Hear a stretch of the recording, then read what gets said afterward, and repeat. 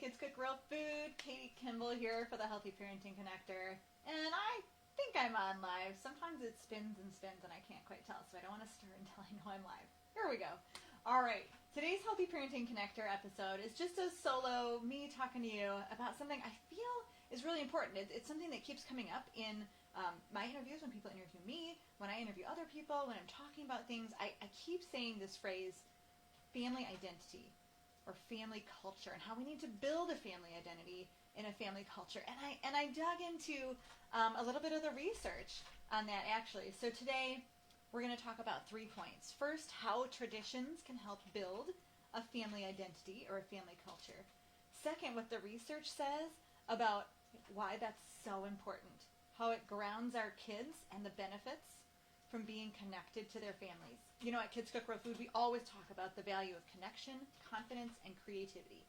We build all those things in the kitchen through our courses, and there are a lot of beautiful ways to build connection, confidence, and creativity. So today we're really dialing in on that connection as a family and how it can help keep our kids healthy, body, mind, and spirit. Ooh, I just realized I hope I have the right. Raylene, can you hear me okay? I hope you can. I hope that the right microphone was chosen. Good to see you here, Raylene. And then our third point is how those traditions that build our family culture and our identity come into the kitchen, especially during the holiday season, which is a great time to be baking with our kids. Ooh, Kim is here. She says our family culture has changed a lot over the years, but this is sad due to the influence of outside culture, and we're hating it. That's actually another really good, strong point, Kim, that if we can be intentional about deciding our own family culture and building our own family culture, we're a little bit more resistant. We put up a bit of a shield to the influence of outside culture. We can't keep them out. We are in the world. But if we can create a strong foundation of a family culture and a family identity, we can protect our kids a little bit from the negative influence of culture. Cool. Thanks, Raylene. All right. So first of all, what do I mean by a family identity or a family culture? I mean what your kids will say when they talk about being in your family. So for example, we have been biking to school during this pandemic because we just don't want our kids to have one more half hour on the bus in masks. And we've biked in terrible weather every time except when it's pouring rain. Basically, we're biking or scootering the mile to our elementary school. And one day, little Gabe, he's 6, he's a kindergartner, and he said, you know, our family is tough. We do tough things like biking to school, and we go on long hikes, and we do things that are hard. And I said, yeah, buddy, Kimball's really are tough. And that has become part of our family identity, partly because of what we do, partly because of what we say. We actually articulate it. We say, the Kimball family is tough. Come on, guys. You're a Kimball. You can do this. You're tough. And we build that identity just by saying it, but also by doing it, right, in our words and in our actions. And so that's just, again, one example.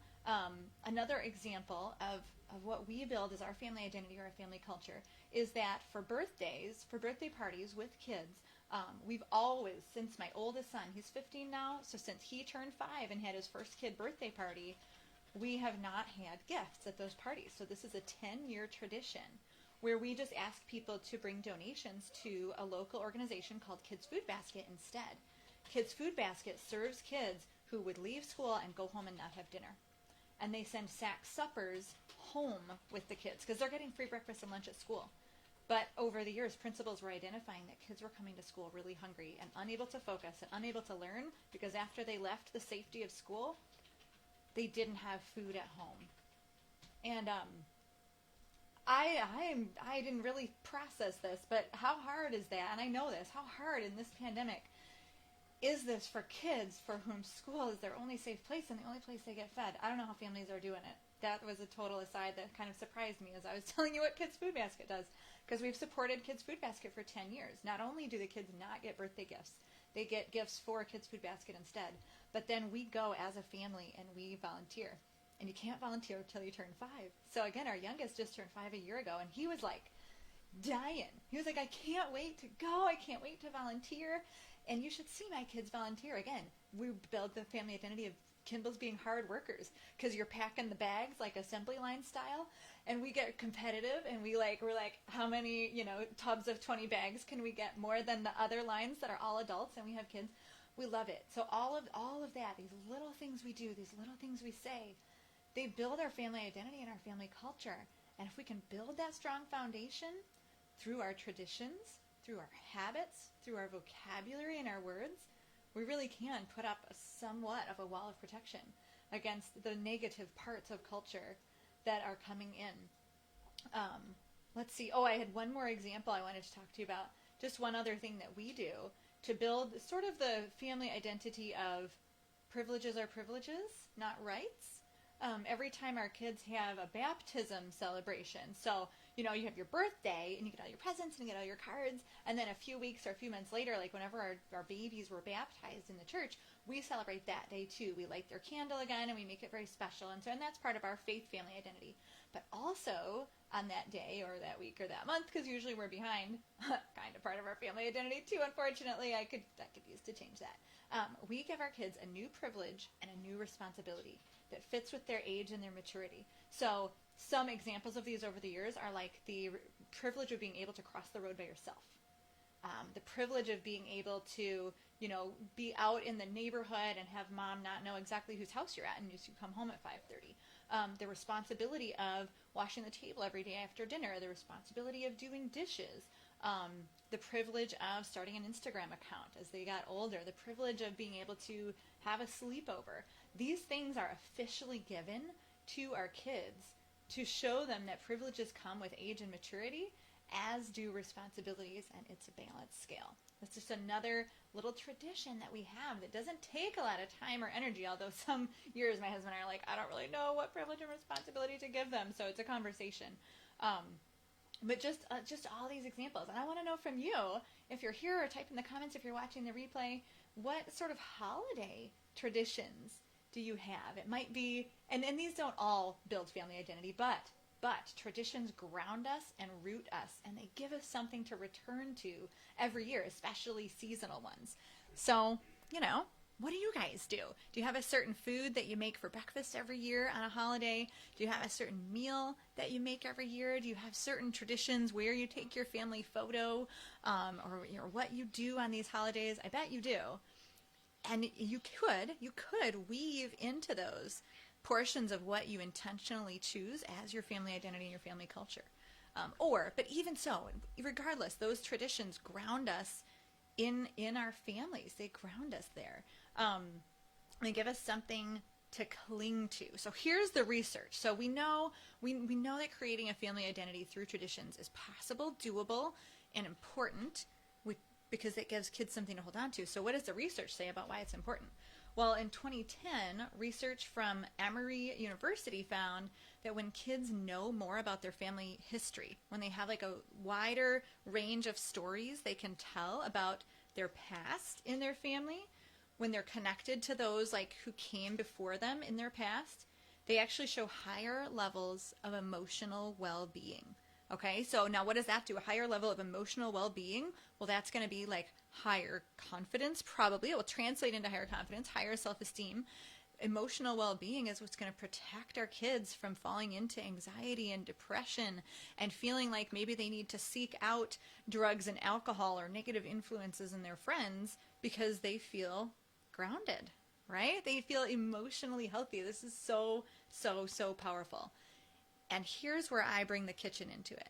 I really believe that the kitchen is the best place to build connections with your family history, right? We just had the sweetest little entry in our holiday baking challenge. 3 little boys made their great aunt's marshmallow brownies. Okay, and first of all, the little boys' smiles were just beautiful to see. But a great aunt. Okay, there's a story there. Somebody's been making these marshmallow brownies for decades, probably. I don't even care that they probably aren't that healthy. There's a connection to your history there. And the more our kids know about our history, the more they're grounded in their family identity and their family culture through tradition, the higher level of emotional well-being they have. That's so powerful. So in the kitchen, we can make our recipes from our ancestors, from our history, right? And we can tell those stories. Oh, remember great great aunt Helen always used to bring such and such to the parties, and we tell those stories. In fact, I even just read that when kids aren't making eye contact, when they're not making eye contact, get this, moms, because I'm always telling my kids, look at the person you're speaking to, make eye contact. When they're listening to you and they're not making eye contact, it may not be a bad thing, because that actually allows their brain more space to process what you're saying. Isn't that wild? Which is why potentially conversations in cars where you're both looking forward, conversations in kitchens where you're stirring and chopping and moving around, they seem to be the better conversations because the kids aren't intimidated by that eye contact. Isn't that wild? That's actually like science is teaching us that. So I got to think about that. I still want my kids to look at the person they're talking to, but maybe they don't have to lock eyes with us every time we're talking to them, right? So that's the deal, right? Get your kids in the kitchen, work together with them, choose some recipes that demonstrate your family history, talk about your family history and your family identity and culture at the dinner table when you're coming together, when you're connecting. This is the bike helmet for your child's mind. Okay? We put those bike helmets on, we put those seatbelts on to protect their bodies. But what are we doing to protect their emotions, to protect their thoughts, to protect their sense of self? This is the seatbelt and the bike helmet for your child's sense of self. It's grounding themselves in your family culture. I want to challenge you today to talk with your spouse, talk with your kids, talk together over this. I mean, this is the 2 days before Thanksgiving. You're going to have some family time this year. And I want you to talk about, who are we? What's our family identity? What are some words or phrases that describe what we do?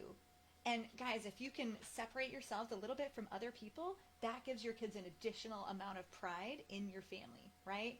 So we say Kimballs are strong, Kimballs are tough, Kimballs don't waste, we don't throw things away. We have all these things that we say, and most of them are like, other people aren't biking to school, but we do, right? Other people are throwing stuff and littering and throwing a bunch of trash away at lunch, and we don't.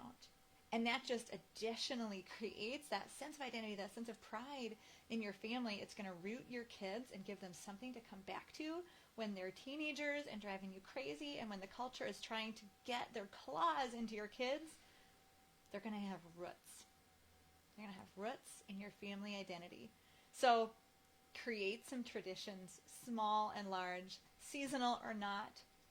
Create an intentional family identity and infuse that into your kids through time at the dinner table, through time in the kitchen, through working together toward a common goal of feeding one another. And tell those stories. Tell those family stories. As embarrassing as some of them may be, those are going to be your kids' favorites. And is this event plus emotion equals long-term memory? That's cool. Yeah, if you get the emotions stirred up. Thanks, Raylene. Event plus emotion equals long-term memory, she said. If you get those emotions stirred up and connect a story to an event, your kids will remember it. So that's my challenge for you, to create an intentional family identity, an intentional tradition. And if I'm smart, I should make like a worksheet for y'all. That would be a good idea. We'll see what we can do as we make the skim notes for this. But thank you. Thank you guys for watching. Thank you for caring about your kids. Thank you for being the type of parents who want the bike helmet and the seatbelt for your kids' emotions, who want to root them and ground them in your family. And I guarantee you can do it. If I can do it, anybody can do it. I'm just a simple, broken mama with all sorts of weaknesses and faults. But you just do a little bit every day, a little bit of try. Cool. I'm Katie Kimball for the Healthy Parenting Connector. Have a very happy Thanksgiving if you're one of my American friends celebrating Thanksgiving. And I'll see you back next week with another really good interview. The Healthy Parenting Connector's mission is to connect you parents who really want to raise healthy kids, body, mind, and spirit, with the experts who have the information you need to help you connect with your kids, build their confidence, and inspire their creativity so that they become the best version and the healthiest version of themselves. Thanks for being here, and I'll see you next week.